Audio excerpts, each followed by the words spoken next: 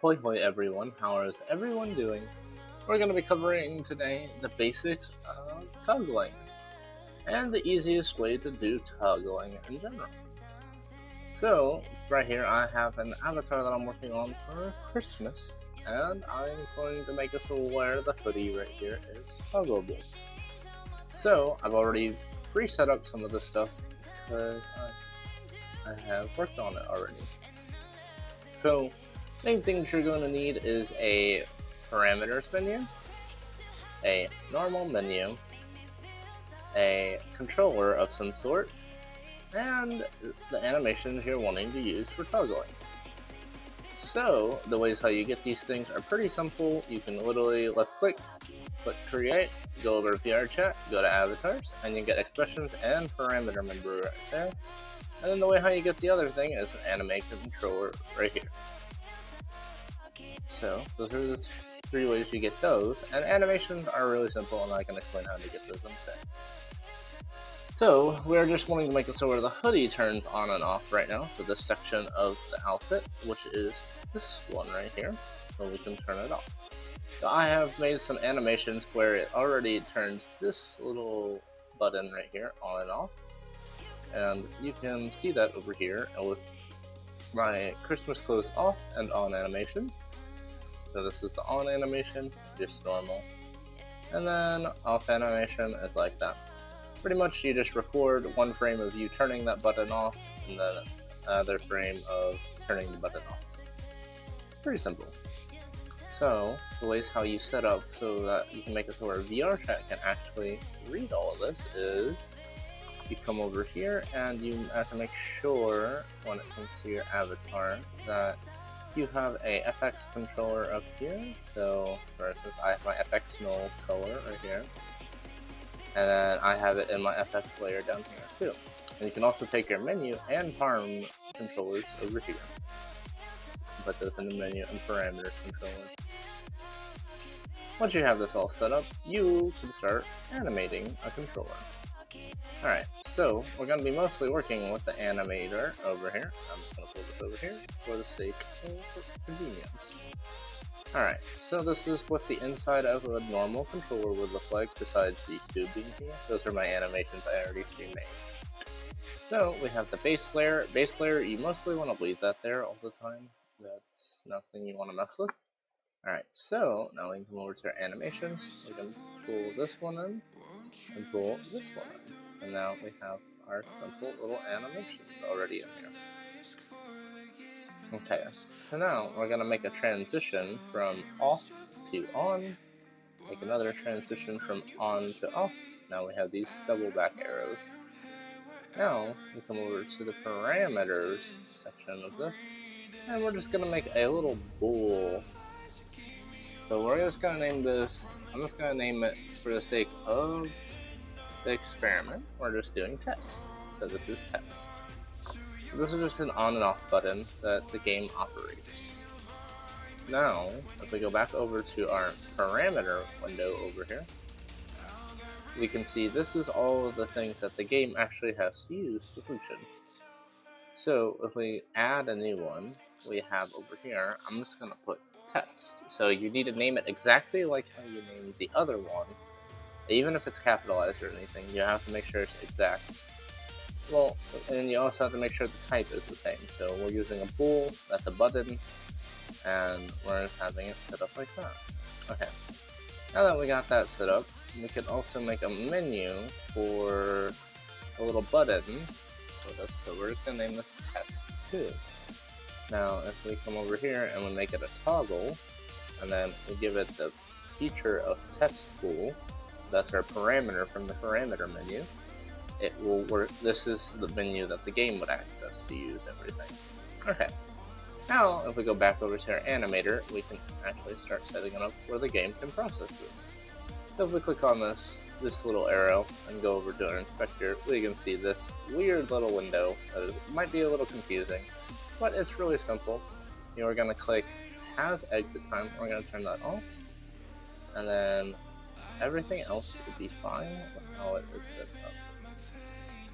Now, if we come over here and we edit so that test is our condition, and then we set test is, if test is true, it will go to its on state. Now, if we do the same thing for the other arrow, and vice versa, has no exit time, and then we go over to condition, we set test to false. Basically, we just made an on off button. So this means if this test button's on, it will go straight to on, and if this test button's off, it will go to off. So that's set up.